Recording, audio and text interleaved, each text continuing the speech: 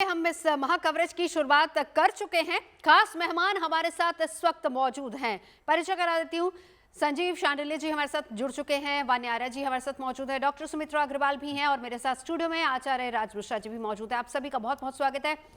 शुरुआत आचार्य जी आप ही से करूंगी। सबसे पहले जरा ये बताइए कि शिवरात्रि के तुरंत बाद, जैसा मैंने बताया भी अभी कि सूर्य ग्रहण लगने वाला है, ये किस तरह का ग्रहों का संयोग इस बार बन रहा है? देखिए, सबसे पहले क्योंकि ये बहुत इंपॉर्टेंट है कि शिवरात्रि के तुरंत बाद ग्रहण लगने जा रहा है और ग्रहण भी धनिष्ठा नक्षत्र के अंतर्गत लग रहा है, जिस नक्षत्र के स्वामी एक्चुअल में मंगल हैं और मंगल जो कि धरती के पुत्र कहे जाते हैं। आपने बिल्कुल सही कहा कि यद्यपि ये ग्रहण भारत के अंदर दृश्य नहीं है, लेकिन विश्व में कोई भी कहीं भी कोई घटना घटित होती है तो उसका इंपैक्ट पूरे विश्व पर पड़ता है। लेकिन एक बड़ी सुंदर चीज है जो आपने एक बात बताया कि शिवरात्रि के बाद ग्रहण, यानी जो ग्रहण है वो 17 फरवरी को लगने जा रहा है और शिवरात्रि हमें 15 फरवरी को मिल रही है। यानी जो भी दोष उत्पन्न होने वाले हैं ग्रहण से, जो भी कुप्रभाव हमारे जीवन पर पड़ने वाले हैं, उसको हम शिवरात्रि को दूर कर सकते हैं। क्योंकि ये जो शिवरात्रि है, इस शिवरात्रि में 8 इंपॉर्टेंट योग बन रहे हैं और उस 8 इंपॉर्टेंट योगों में से चतुर्ग्रही योग का निर्माण हो रहा है, सर्वार्थ सिद्धि योग का निर्माण हो रहा है, व्यातिपात योग का निर्माण हो रहा है, बुद्धादित्य योग का निर्माण हो रहा है, लक्ष्मी नारायण योग का निर्माण हो रहा है, शुक्र आदित्य योग का निर्माण हो रहा है, महालक्ष्मी योग का निर्माण हो रहा है और श्रवण नक्षत्र का योग है।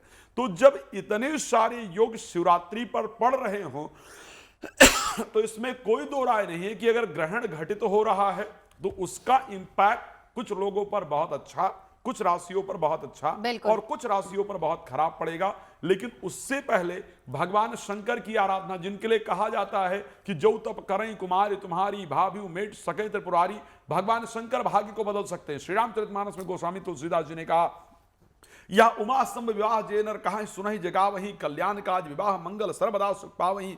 इस चरित्र को जो गायन या श्रवण कर लेता है, ये टीवी शो कोई साधारण टीवी शो नहीं है, साधारण एक जनरल टीवी शो हम सभी लोग हमेशा देखा करते हैं। लेकिन जीएनटी का स्पेशली ये कार्यक्रम इस प्रकार का है जहां भगवान शिव और माता पार्वती के मिलन की चर्चा हो रही है, विवाह की चर्चा हो रही है। और गोस्वामी जी ने कहा कि जो इसको सुन लेता है, गा लेता है, देख लेता है, कल्याण काज विवाह मंगल सर्वदा सुख पावहीं, तो जीवन के समस्त सुख को, समस्त कामनाओं को पूर्ण करने वाला है, विवाह इत्यादि देने वाला है, वैवाहिक सुख प्रदान करने वाला है, घर में मांगलिक कार्य का आयोजन करने वाला है। बिल्कुल। एक बार अब सुमित्रा जी आपके पास आती हूँ। देखिए, सूर्य ग्रहण से पहले महाशिवरात्रि का पड़ना, हालांकि राजी आगे इस पर चर्चा करेंगे कि कौन कौन सी राशियां ऐसी हैं जो इफेक्ट हो रही है, लेकिन उससे पहले हम वापस सुमित्रा जी, अब मैं आपके पास आना चाहूंगी। 15 फरवरी जो समय दे रखा है वो है 5:05 से चतुर्दशी तिथि की शुरुआत हो रही है। 16 फरवरी 5:35 तक कृष्ण पक्ष की चतुर्दशी तिथि है। अब ऐसे में जो पूजा के विशेष शुभ मुहूर्त है वो क्या क्या है? जी, पहले सबको नमस्कार। जीएनटी के माध्यम से सभी को हरित शिवरात्रि की नमस्कार देना चाहती हूँ। हरित शिवरात्रि क्या है, पहले वो बोलना चाहूंगी। ग्रीनरी की बात करें, हम शिव और शक्ति दोनों की बात करें। हम बोलना चाह रहे हैं कि शिव, और जब पार्वती की बात करें तो वो प्रकृति। तो हम पूरी इस प्रक्रिया में कोशिश रखेंगे कि हम बिल्कुल भी प्लास्टिक मंदिरों में ना ले जाएं और प्लास्टिक वहां डिस्पोज ना करें, क्योंकि कहीं ना कहीं जैसे ही हम उसे प्रकृति में अगर छोड़ते हैं, धरती में छोड़ते हैं, तो हजारों साल तक वो वहां रहता है, वो जगह बंजर हो जाता है। तो ये एक चीज का ध्यान, जब हम चारे प्रहर में जब पूजा करेंगे तो ये बिल्कुल ना करें। तो पहले बात करती हूँ 4 प्रहर की। तो फर्स्ट प्रहर जिसको हम लोग बोलते हैं, हर जगह के जब सूर्य उदय होता है उससे वो टाइमिंग की कैलकुलेशन होती है प्रहर की।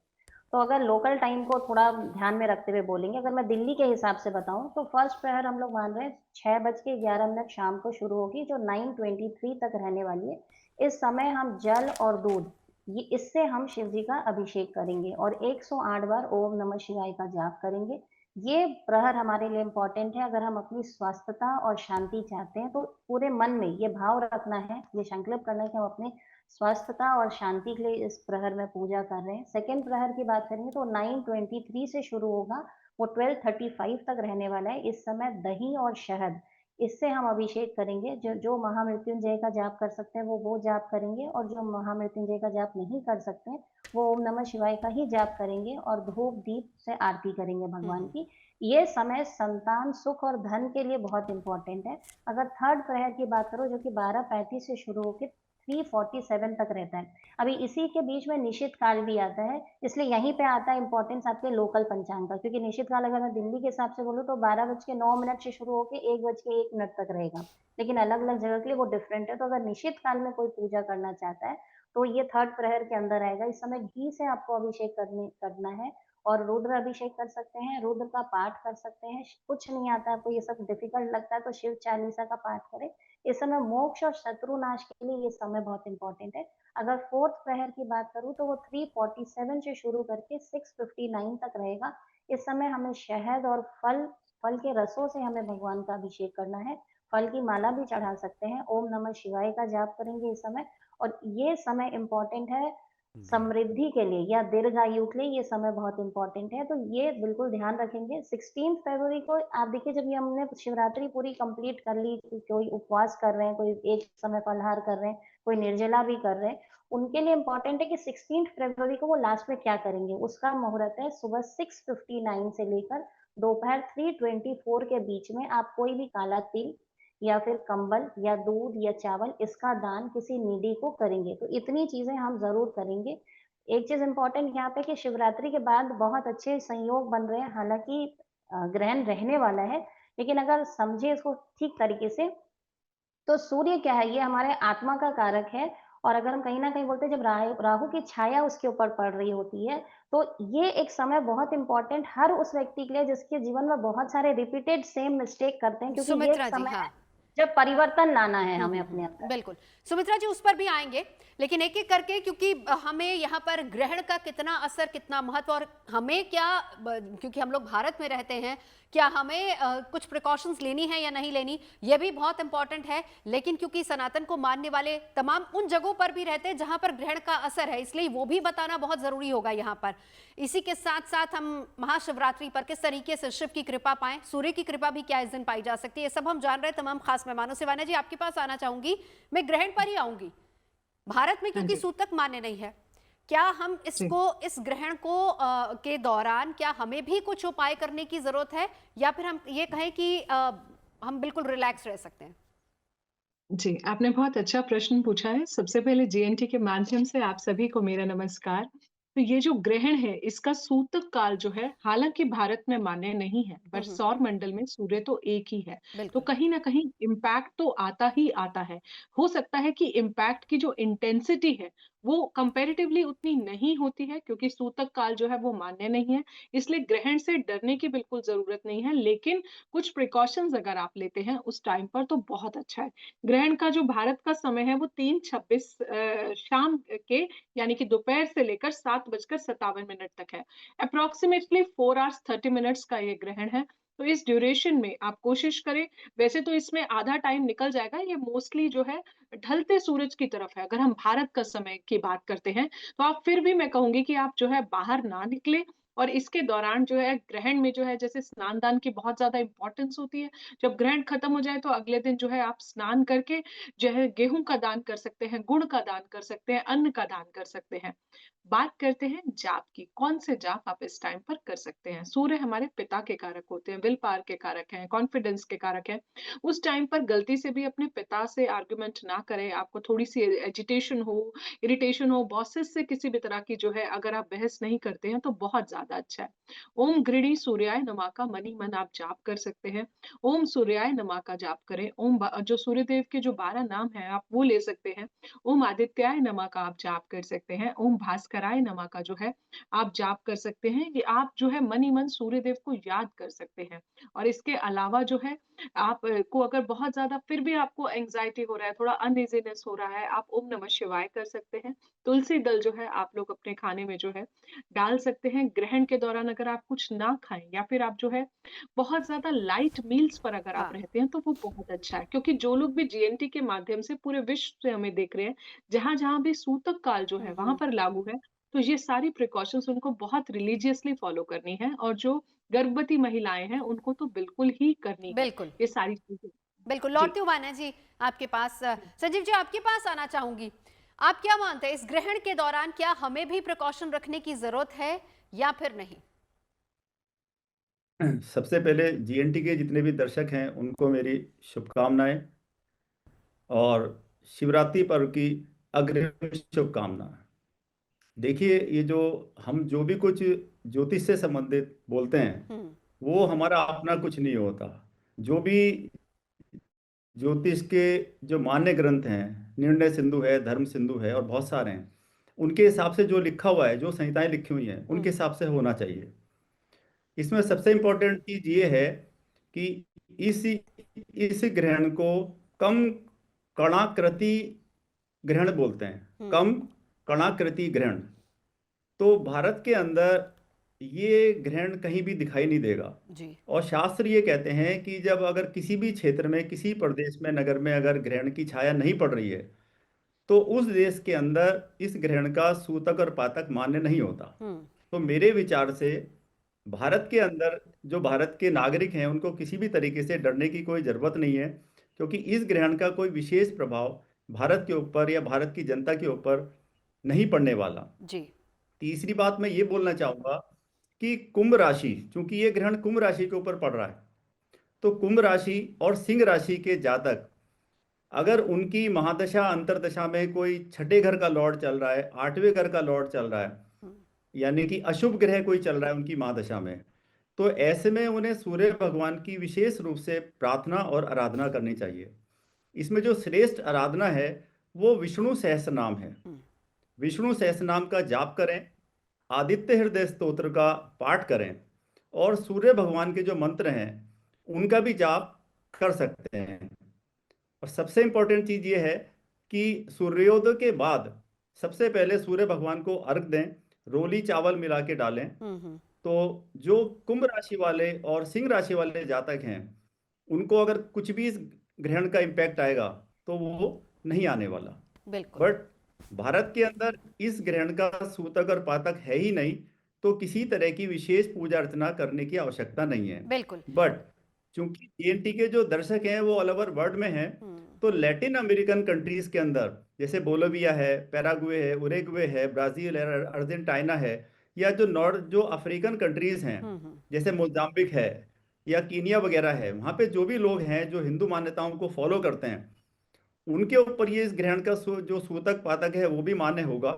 तो वहां पे वो सूर्य भगवान की विशेष अर्चना पूजा कर सकते हैं। बिल्कुल। विशेष रूप से विष्णु सहस्त्र नाम और आदित्य हृदय स्तोत्र का वो पाठ करें। बिल्कुल। चलिए, अब सूर्य ग्रहण भारत में हालांकि नहीं लग रहा, सूतक भी मान्य नहीं होगा, लेकिन फिर भी किस तरीके से आप घर बैठे पूजा कर सकते हैं और महाशिवरात्रि पर कैसे भगवान शिव और सूर्य की कृपा पा सकते हैं, ये सब कुछ हम जान रहे हैं। और इस बार क्योंकि महाशिवरात्रि शिव उत्सव गुड न्यूज टुडे भी मना रहे राज जी, हम लगातार इस पर अपनी बड़ी और महा कवरेज और 100 घंटे की ये महा कवरेज हमारे दर्शक देख रहे हैं, देश के जाने माने ज्योतिष आचार्य जो आपको बता रहे, समझा रहे हैं एक एक चीज, एक एक पॉइंट, कब कहां किस पहर की पूजा करनी है, किस इच्छा के अनुसार आप प्रभु को क्या कुछ अर्पित करें ताकि आपकी वो इच्छा पूरी हो। इन तमाम पहलुओं को लेकर हम चर्चा कर रहे हैं और आपकी राशि के हिसाब से भी हम आगे आपको बताएंगे कि किस तरीके से आप महाशिवरात्रि के दिन पूजा करें। लेकिन राज मिश्रा जी, आपके पास मैं आती हूँ। सबसे इंपॉर्टेंट होती है हेल्थ। अगर किसी को अपनी हेल्थ बहुत अच्छी रखनी है, एक छोटा सा उपाय बता दीजिए इस बार महाशिवरात्रि पर क्या करना है, फिर उसके बाद हम राशियों की शुरुआत करेंगे सुमित्रा जी से। जी, अगर हेल्थ को बहुत बेहतर रखना चाहते हैं, सिर्फ एक सिंपल सा काम करना है, शहद लीजिए और शहद लेकर के भगवान शंकर पर अर्पण करते हुए त्र्यंबक जो मंत्र है, त्र्यंबकम यजामहे सुगंधिम पुष्टिवर्धनम उर्वारुकमिव बंधनान मृत्योर मोक्षीय मामृतात्, श्रद्धा से इस मंत्र का उच्चारण करते हुए और एक शहद की धार भगवान शंकर पर लेकर के चढ़ाइए। मैं निश्चित कह सकता हूं कि आप अपने स्वास्थ्य के अंतर्गत वो चमत्कारिक प्रभाव देख पाएंगे जो शायद आपने कभी नहीं देखा। ये स्पेशली उनके लिए जरूर है जो लोग कह रहे हैं कि साहब डॉक्टर को दिखाकर परेशान हो गए, यहां वहां घूमकर परेशान हो गए, सारे इलाज करके देख लिया, लेकिन बीमारी तो दूर होने का नाम ही नहीं ले रही है। मैं आपको बहुत स्पष्ट कहता हूं, इस शिवरात्रि पर मैंने 8 योगों की चर्चा की है। 300 साल बाद इस प्रकार का संयोग है जब 8 योगों का निर्माण एक साथ इस बार शिवरात्रि पर हो रहा है और दशम भाव में चंद्र और मंगल काल पुरुष के रहने वाले हैं। इस समय अगर मृत्युंजय मंत्र का स्मरण करते हुए शहद चढ़ा देंगे या रात्रि में बैठ करके मृत्युंजय मंत्र कम से कम जितनी देर बैठ सकते हैं, कम से कम 108 बार लंबा जितना बैठ सकते हैं करके देखिए, मैं कहता हूं आपका मस्तिष्क में इंपैक्ट तुरंत ही आपको नजर आएगा, आपको तुरंत अपने शरीर के अंदर बदलाव नजर आएगा। तो मुझे लगता है नवजोत जी, ये सबसे शानदार उपाय है बिल्कुल। जिसको अगर किया जाए तो लाभ होगा। और इसीलिए हम कह रहे हैं कि ग्रहण से पहले किस तरीके से भगवान शिव की कृपा आप पा सकते हैं। चलिए आपकी राशि के हिसाब से स्पेसिफिकली बात कर लेते हैं। मैं पहली 3 राशियों की बात करूंगी। सुमित्रा जी, आपके पास आते हुए केवल पहली 3 राशियों के बारे में बताइए, मेष, वृषभ और मिथुन, कैसे भगवान शिव की कृपा पाई जाए और ग्रहण से पहले उनके लिए समय कैसा है? जी, अगर मेष राशि की बात करूं तो अगर आप देखेंगे ग्रहण इनके 11वें भाव में ग्रहण पड़ रहा है, तो ये उनके लिए बहुत अच्छा समय है। उनके आय की बढ़ोतरी होगी, उनके नई कमाई के स्रोत बनेंगे, उनके करियर में भी तरक्की होगी और बड़े फैसले जो काफी दिन से मान लीजिए पेंडिंग भी हैं, तो बड़े फैसले अगर तो वो सफल फैसले होंगे, उन्हें धन का लाभ होगा, उन्हें कुछ गोल्डन चांसेस, उनके लाइफ के ये गोल्डन पीरियड है और गोल्डन चांसेस मिलेंगे, उन्हें उसका मौका मिलेगा। जॉब या बिजनेस अगर कर रहे हैं तो उसमें भी बढ़ोतरी होगी। पुरानी जो इच्छाएं हैं जो बहुत दिन से पेंडिंग है वो पूरी होती हुई दिखाई देंगी। इन्हें सबसे इम्पोर्टेंट है कि हेल्थ पे बहुत ज़्यादा ध्यान रखने की आवश्यकता है। अगर बात करती हूँ कि क्या दान कर सकें, अगर शास्त्रों की बात करें तो उसमें कई प्रकार के दानों के बारे में बोला गया है। एक सबसे इम्पोर्टेंट दान जो ये कर सकते हैं मेष राशि वाले, वो चांदी का दान कर सकते हैं या गुड़ का दान कर सकते हैं या नमक का दान कर सकते हैं। एक मंत्र जिसका जाप ये करें उनके लिए अच्छा रहेगा, ओम गौरी शंकराय नमः, इस मंत्र का जाप करें। अगर वृष राशि की बात करती हूँ तो उनके 10वें भाव में ग्रहण पड़ रहा है, उनके लिए समय बहुत अच्छा नहीं है। उनके काम में बहुत सारे बोझ बढ़ जाएंगे, उनके ऑफिस में कुछ तनाव के पोजीशंस भी रहेंगे। अगर वो नए जॉब के लिए बहुत दिन से ट्राई कर रहे हैं तो नए जॉब इतनी आसानी से उन्हें मिलेंगे नहीं। उनके लिए सबसे इम्पोर्टेंट है इस समय वो अपने एक्सपेंसेस को नियंत्रण में रखें। अगर एक्सपेंसेस को नियंत्रण में रखेंगे तो जॉब अगर उनकी डामाडोल भी है तो भी वो चीज़ को मैनेज कर पाएँगे। उन्हें सबसे ज़्यादा हेल्थ में प्रॉब्लम आ सकती है, स्टमक या थ्रोट रिलेटेड प्रॉब्लम्स आ सकते हैं। उनके लिए इम्पोर्टेंट है कि वो या तो काला कंबल का दान करें या काले तिल का दान करें। बाद में दान के स्पेसिफिक रूल्स मैं बताऊँगी, लेकिन अभी समरी के पॉइंट पे बता रही हूँ। काले तिल का दान कर सकते हैं। मिथुन राशि की अगर बात करती हूँ तो मिथुन राशि के 9th भाव में ये ग्रहण पड़ रहा है। उनके लिए अच्छा समय है, शुभ रहेगा ये। उनके अटके हुए काम बनेंगे, भाग्योदय होगा। यात्रा अगर उनके कुछ करने के लिए पेंडिंग है तो वो इस समय करें, उससे उनको लाभ होगा। नए अवसर ज़रूर मिलेंगे और मानसिक स्पष्टता मिलेगी। कभी बहुत बार होता है ना, कन्फ्यूज़ होते हैं कि हम ये करें कि ये करें, ये करें कि ये करें। तो इतने टाइम से जो कन्फ्यूजन है उनके दिमाग में, जो क्लैरिटी नहीं मिल पा रही है, वो क्लैरिटी का टाइम है। मैंने बताया ना, ये ग्रहण जब होने वाला है तो ये ऑटोमेटिकली बहुत सारे जो हमारे दिमाग में क्लैरिटी नहीं है, कुछ न्यूनेस और अपने पुराने जो मिस्टेक्स हम रिपीट कर रहे हैं उसको छोड़ने का समय है। अगर वृष राशि की बात करूँ तो उनके लिए मंत्र ओम ओम नमः शिवाय का मंत्र रहेगा। मिथुन राशि के लिए भी ओम नमः शिवाय का मंत्र कर सकते हैं या फिर शिव चालीसा का पाठ कर सकते हैं। बिल्कुल। चलिए, आप पहली 3 राशियों का जिक्र हमने कर लिया। अब कर्क सिंह कन्या की अगर हम बात करें, इस ग्रहण पर किस तरह की ग्रह दशा इनकी बन रही है और अगर कुछ उपाय करना है तो उसका उपाय पहले ही कर लिया जाए, यानी कि महाशिवरात्रि के दिन, जो बहुत अच्छा और बहुत फलदायी दिन भी माना जाता है, क्या करना है? 3 राशियां। जी, थैंक यू नवजोत जी। आपने बहुत अच्छे से कोरिलेट किया है। तो यहाँ पर कर्क राशि की अगर हम बात करते हैं, तो ये ग्रहण जो है आपके अष्टम भाव में लगेगा, यानी कि आपकी हेल्थ पर जो है काफ़ी सारे इश्यूज़ जो हैं हेल्थ पर आ सकते हैं और आपको अपने इन-लॉज़ के साथ भी कुछ न कुछ तरह की मिसअंडरस्टैंडिंग भी हो सकती है। तो आपको करना क्या है, शिवरात्रि के टाइम पर जो है आप शिवलिंग पर अगर आप दूध का दान करते हैं या वैसे भी अगर शिवरात्रि पर आप कुछ भी सफ़ेद चीज़ का दान कर देते हैं, चांदी का दान कर देते हैं, तो आपको ग्रहण के जो भी नेगेटिव इम्पैक्ट्स हैं वो आपके जीवन में नहीं आएँगे। ग्रहण समाप्त होने के बाद आप कुछ भी सूर्य के दान कर सकते हैं, जैसे गुड़ का दान, तांबे का दान, ये सारे दान आप ग्रहण के बाद कर सकते हैं। अगली राशि पर चलते हैं, सिंह राशि पर। अब देखिए ये सूर्य ग्रहण है, सिंह राशि के जो स्वामी हैं वो सूर्य ही है और ये ग्रहण आपके सप्तम भाव पर लगेगा। तो कहीं न कहीं आप अपने पार्टनर के साथ अगर आपको कुछ मिसअंडरस्टैंडिंग्स होती हैं, तो प्लीज़ आप उसको बहुत ही पेशेंस और ग्रेस के साथ अगर आप हैंडल करते हैं, तो वो बहुत ज़्यादा अच्छा होगा और स्पेशली ये पार्टनरशिप आपके लाइफ पार्टनर की भी मैं बात कर रही हूँ और यहाँ पर आपके बिज़नेस पार्टनरशिप्स की भी मैं बात कर रही हूँ, तो आपको दोनों चीज़ों में बहुत ज़्यादा सँभल के चलना है। करना क्या है, आप शिवरात्रि पर जो है शिवलिंग पर जो है आप शहद चढ़ा सकते हैं और ग्रहण के बाद आप चाहे गेहूँ का दान कर दें, कुछ भी सूर्य से रिलेटेड बेसिकली आपको दान करना है। चाहे आप तांबा दान करेंगे, चाहे 7 ग्रेन्स दान कर दें, आप गुड़ दान कर दें, आप गाय को गुड़ खिला दें, किसी गरीब को जो है आप खाना खिला दें, ये सारी चीज़ें जो हैं आप कर सकते हैं। अगली राशि पर चलते हैं, कन्या राशि पर। कन्या राशि के लिए ये ग्रहण जो है आपकी कुंडली के छठे भाव में लगेगा। तो कहीं न कहीं आपको अगेन मैं यही बात बोलूँगी कि आप अपनी हेल्थ का बहुत ज़्यादा ध्यान रखें। बहुत ज़्यादा स्ट्रेस में आके आपको अपनी हेल्थ जो है, वो आपको बिल्कुल भी खराब नहीं करनी है। कन्या राशि वालों, आप लोग शिवरात्रि के टाइम पर क्या कर सकते हो? आप लोग शिवरात्रि के टाइम पर हरित शिवरात्रि मनाने के लिए उस दिन जो है आप पेड़ लगवा सकते हैं। शिवलिंग पर जो है आप बेल पत्र चढ़ा सकते हैं, आप धतूरा चढ़ा सकते हैं। आप जो है इस कोई पान की मिठाई जो है वो आप चढ़ा सकते हैं। ये सारी चीज़ें जो है आप शिवरात्रि पर कर सकते हैं। अब रही बात सूर्य ग्रहण के दान करने की, क्योंकि ग्रहण जो है 6th हाउस में है, तो जो आपके हेल्थ है, जो आपके एनिमीज़ हैं, तो थोड़ा-सा बच के रहिए, थोड़ा-सा अलर्ट और आपको सँभल के भी रहना है। और दान आप क्या करेंगे? आप सूर्य ग्रहण के बाद जो है कुछ भी सूर्य का दान कर दें, या फिर आप कुछ भी हरा दान जो है वो भी कर सकते हैं। आप ठीक है। तांबा जो है वो दान कर सकते हैं, और जो बिजली कर्मचारी हैं, आप उनको भी अगर कोई लाल मिठाई, गुड़ की मिठाई अगर आप बाँट देते हैं, हम्म। तो वो भी आपके लिए बहुत ज़्यादा शुभ होगा। आप गाय को जैसे गाजर की बर्फी या कुछ भी हम्म। लाल बर्फी जो है, वो भी आप जो है लोगों में बाँट सकते हैं। बिल्कुल, चलिए लौटूंगी। तुला, वृश्चिक, धनु जल्दी से जान लेते हैं इनका समय ग्रहण के आसपास कैसा है, इनकी राशि पर असर कितना होगा और उससे पहले ही क्या उपाय कर लिया जाए महाशिवरात्रि पर। राज सबसे जी। सबसे पहले अगर मैं देखूं तो तुला के लिए पंचम भाव में एक ग्रहण घटित होने जा रहा है, लेकिन क्या किया जाए? पंचम भाव बहुत इंपॉर्टेंट है, बुद्धि को लेकर के, विद्या को लेकर के, और सबसे पहले प्रेम संबंध को लेकर के, संतान को लेकर के। ध्यान रखिएगा, प्रेम संबंध वाला तो दिन भी आ रहा है। तो ऐसे परिस्थिति के अंतर्गत शिवरात्रि के बाद जो डिस्टर्बेंस हो सकती है वो इन्हीं चीजों के अंतर्गत हो सकती है। क्षमा चाहूंगा, ग्रहण के बाद जो डिस्टर्बेंस हो सकती है, शिवरात्रि पर हम पहले से क्या उपाय करके चलें ताकि संतान का सेहत इत्यादि अच्छा हो, संतान की जो कामना है वो पूरी हो, विद्या बुद्धि इत्यादि अच्छा रहे, प्रेम संबंध इत्यादि अच्छा रहे। भगवान शंकर के समक्ष बैठ करके श्रद्धा पूर्वक, महिला हैं तो ओम नमः शिवाय और पुरुष हैं तो शिवाय नमः बैठ करके चैंट कीजिएगा। मैं पक्का कह रहा हूं,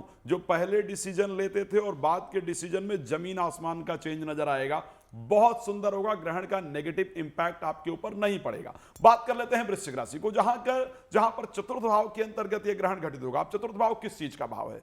चतुर्थ भाव हमारा हृदय है, चतुर्थ भाव हमारा वाहन है, चतुर्थ भाव हमारी प्रॉपर्टी इत्यादि का भाव है, चतुर्थ भाव हमारे माता इत्यादि का भाव है। तो इन सभी चीजों पर ग्रहण का नेगेटिव इंपैक्ट पड़ता हुआ नजर आ रहा है।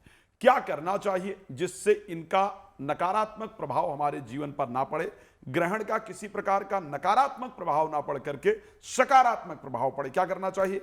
भगवान शंकर को लाल फल अर्पण करना चाहिए। ध्यान रखिएगा, भगवान शंकर को लाल फल जाकर के अर्पण करेंगे। और फिर एक बड़ी सुंदर चौपाई है, मंगल भवन अमंगल हारी उमा सहित जहि जपत पुरारी। इस चौपाई का श्रद्धा पूर्वक 11 बार पाठ कीजिएगा। मैं कह रहा हूं किसी भी ग्रहण का नेगेटिव इंपैक्ट आपके ऊपर नहीं पड़ेगा, भगवान शिव की कृपा बनी रहेगी। अब बात कर लेते हैं राशि धनु को लेकर के। ये तो बड़ा शानदार मामला है। यहां पर ग्रहण तीसरे भाव में घटित हो रहा है। अब तीसरे भाव में तो ग्रहण को वैसे भी बहुत शानदार कहा जाता है, तो आपके लिए तो एक्चुअल में फायदेमंद है, कोई नुकसानदायक नहीं है। लेकिन शिव की कृपा सबको चाहिए। कहा जाता है इच्छित फल बिन शिव और राधे और लाहि न जोग जग के जब साधे। बिना भगवान शंकर की कृपा के इच्छा अनुसार फल प्राप्त नहीं हो सकता है। यहां पर ओवर कॉन्फिडेंस होकर के डिसीजन लेने में प्रॉब्लम होने का योग है। क्या करेंगे? 11 बेल के पत्र लेंगे और भगवान शंकर के शिवलिंग पर, आप जानते हैं कि बेलपत्र को उल्टा करके चढ़ाया जाता है, तो चढ़ाएंगे और 3 उंगली अनामिका मध्यमा अंगुष्ठा का प्रयोग करेंगे, ओम नमः शिवाय बोलते हुए श्रद्धा पूर्वक चढ़ाएंगे और फिर बैठ करके ओम नमो भगवते वासुदेवाय नमः इस मंत्र का 108 बार भगवान शंकर के मंदिर, शिवालय में, आसपास किसी स्थान पर बैठ करके जब कीजिए। मैं कह सकता हूं ग्रहण का सकारात्मक प्रभाव ही नहीं, महासकारात्मक प्रभाव आपके जीवन पर पड़ेगा। क्या जी बात है। नजर। संजीव जी, आखिरी 3 राशियों की जिम्मेदारी आपके पास है, मकर, कुंभ और मीन। जी, देखिए मकर राशि के ऊपर राशि से दूसरे घर में इसका ग्रहण का प्रभाव है। तो मकर राशि वाले अभी थोड़े दिन पहले ही 7.5 से मुक्त हुए हैं। तो विशेष रूप से मकर राशि वालों को सावधान रहना चाहिए कि उनकी दाईं आंख और परिवार से संबंधित कुछ झगड़े हो सकते हैं और दाईं आंख में कोई रोग उत्पन्न हो सकता है। तो मकर राशि वालों के लिए सबसे जो अच्छा उपाय मेरी नज़र में है वो ये है कि शिवरात्रि के प्रथम पहर में अगर मकर राशि वाले शहद के साथ अभिषेक करें और रुद्री का पाठ करें, या वो तो खुद कर नहीं पाएंगे, ब्राह्मण उनके नाम से रुद्री का पाठ करें, तो जो आगे आने वाली समस्याएं हैं, चाहे वो शारीरिक हैं या उनके बिजनेस को लेके हैं, और विशेष रूप से पारिवारिक संबंधों में जो प्रॉब्लम्स आने वाली हैं वो उनको नहीं आने वाली। तो मकर राशि वालों के लिए ये उपाय उत्तम रहेगा। अब आते हैं कुंभ राशि वालों के लिए। कुंभ राशि वालों की तो राशि में ही चूंकि ग्रहण का प्रभाव चल रहा है या पड़ेगा, और ये साढ़े सती में भी चल रहे हैं, तो कुंभ राशि वालों के लिए प्रथम उपाय तो ये है कि उनको सूर्य की स्तुति करनी चाहिए, क्योंकि शनि देव पुत्र हैं और सूर्य भगवान पिता हैं, तो पिता पुत्र के घर में विराजे हैं। तो सबसे पहले तो शनि दशनाम स्तोत्र का वो पाठ करें या सुने। उसके बाद शिवरात्रि वाले दिन दूसरे पहर के अंदर गंगा जल और जल साथ में कुशा मिश्रित करके कुशा को उसमें डाल दें, और उसके ऊपर वो लगातार जल शिवलिंग के ऊपर चलता रहे, और उसके उसी उपरांत वो रुद्री का पाठ होता रहे। तो निश्चित रूप से कुंभ राशि वालों को जो मानसिक समस्याएं जो पिछले कुछ समय से चल रही हैं, और पार्टनर के साथ जो समस्याएं चल रही हैं, पार्टनर अपना व्यक्तिगत पार्टनर भी वाइफ हो सकती है, हस्बैंड हो सकती है, कोई गर्लफ्रेंड या बॉयफ्रेंड हो सकता है, और साथ में जो व्यापारिक पार्टनर है वो भी हो सकते हैं, उनसे आने वाली जो समस्याएं हैं, एक दूसरे के साथ अनबन होना या अचानक संबंध खत्म हो जाना, इन सब दुष्प्रभावों से मुक्ति निश्चित रूप से मिल जाएगी। ऐसी मीन राशि वालों के लिए ये जो ग्रहण है ये उनकी राशि से 12वें स्थान में पड़ रहा है। अब 12वां स्थान खर्चों का होता है, तो मीन राशि वाले भी साढ़े सती के प्रभाव में चल रहे हैं। तो सबसे उत्तम होगा कि मीन राशि वाले जब ये चतुर्दशी लग जाए उसके बाद विष्णु सहस्रनाम का पाठ करें या सुने। दूसरा, ये जो शनिदेव के मंत्र हैं इनका वो पाठ कर सकते हैं, जाप कर सकते हैं। सूर्य भगवान को अर्घ देना उनके लिए बहुत उत्तम रहेगा, और साथ में ही कि किसी मंदिर में या देवालय में 11 या 21 धार्मिक किताबों को दान करें। और जो महानिशित काल वाला जो चतुर्थ पहर होता है उस समय वो गन्ने के रस से अगर शिवलिंग का पूजन करते हैं तो निश्चित रूप से उनको आदि दैविक, आदि भौतिक, आध्यात्मिक जो भी काया कष्ट क्लेश हैं, संबंधों में जो दिक्कतें आ रही हैं वो सब उनकी दूर होंगी, और जो दिक्कत आने वाली हैं वो दिक्कत नहीं आएंगी।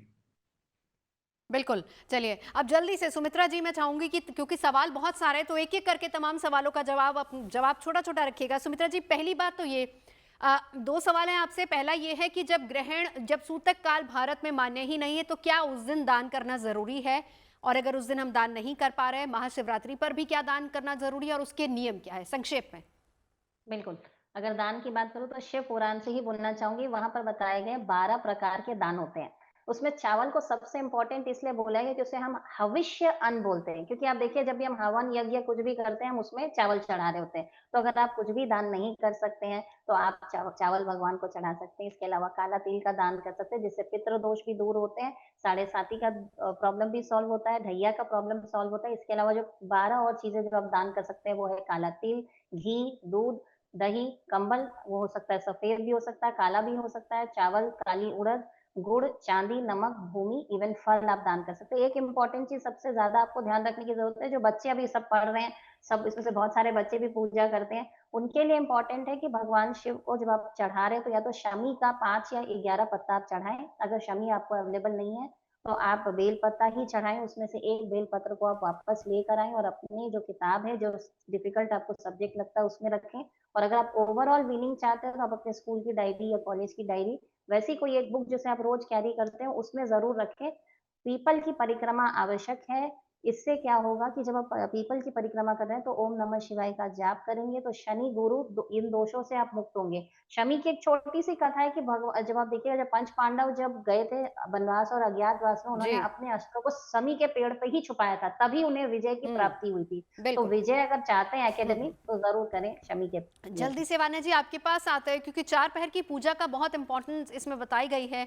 अगर कोई नहीं कर पाए, छोटा सा सरल उपाय जो कोई भी कर सकता है। जी अगर आप 4 प्रहर की पूजा नहीं कर पा रहे हैं, तो आप निश्चित काल जो सबसे मोस्ट ऑस्पिशियस टाइम होता है, आप उसको ले सकते हैं, जो 12:09 से लेकर 1:01 तक है।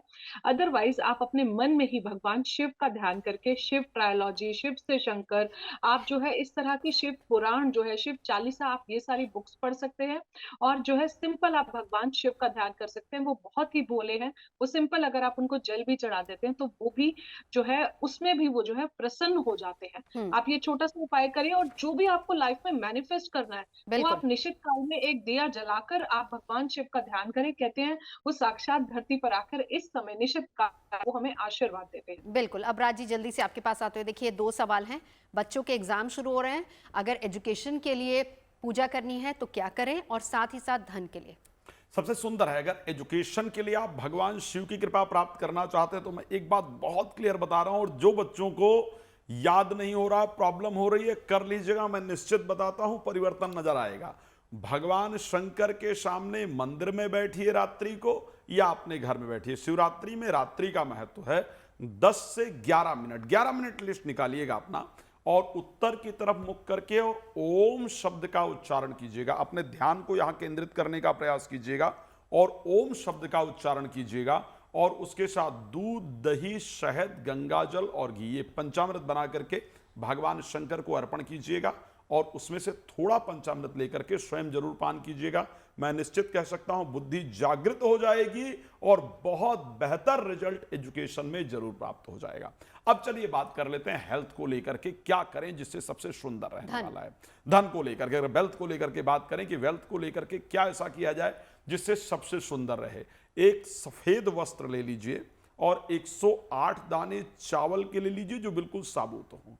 भगवान शंकर के मंदिर में रात्रि को जाइए, सफेद वस्त्र भगवान शंकर के ऊपर चढ़ा बिछाइए और ओम नमः शिवाय बोलते हुए एक दाना चढ़ाइए। इस प्रकार 108 दाने चढ़ाइए। जो उपाय बता रहा हूं ये उपाय साधारण नहीं है, ये उपाय शिव पुराण के रुद्र संहिता के अंतर्गत बाकायदा वर्णित उपाय है कि आर्थिक वृद्धि के लिए ये सबसे चमत्कारिक रिजल्ट देने वाला है। तो ये कर लीजिए। आप निश्चित कह सकता हूं कि अभी का अर्थ नोट कर लीजिएगा अपना फाइनेंशियल जो आपकी इनकम है, और 1 साल के अंदर देखिए इससे डबल ना हो तो बताइएगा। हम जीएनटी पर रोज चर्चा करते हैं और लोग आपको फिर उसके बाद मैसेज भी करते हैं। नहीं बिल्कुल नहीं तो जीएनटी मुझे तो कर ही देंगे। आपको तो करेंगे ही। यस। संजीव जी चलते चलते, महाशिवरात्रि का पर्व है तो इस दिन 2 ऐसी चीजें, एक जो जरूर करनी है और एक जो बिल्कुल नहीं करनी उस दिन। देखिए शिवरात्रि ये महीने में आती है, हर बार आती है। महाशिवरात्रि एक बार आती है। हाँ। महाशिवरात्रि की सिग्निफिकेंस जो होती है वो इसलिए होती है कि इस दिन शिव तत्व यानी कि जो ब्रह्मांड की ऊर्जा है वो पृथ्वी पर सबसे ज्यादा नजदीक होती है। तो शिवरात्रि वाले दिन ऐसे कोई भी व्यक्ति, सपोज जो मंद बुद्धि है, औसत बुद्धि है, जिसका कंसंट्रेशन नहीं लग रहा है, या जो लंबे समय से किसी बीमारी से पीड़ित है, उसको शिवरात्रि तिथि जब से लगेगी 5:04 से लेके और अगले दिन 16 फरवरी तक 3:33 तक, अगर वो उस समय ध्यान साधना करता है, ओम नमः शिवाय का सिंपल जाप करे, वो 108 बार करे, और शिवलिंग के ऊपर और भी कुछ ना मिले तो गंगाजल और मिश्रित जल के साथ वो उसको अर्पित करता है, तो निश्चित रूप से उसको फायदा होगा।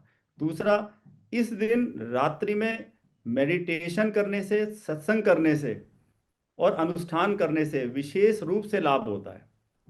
ठीक है, तो इस समय ये उपाय विशेष लाभ होते हैं। आदि शंकराचार्य जी ने एक बड़ी खूबसूरत बात बोली है, आत्मा त्वम गिरजामती।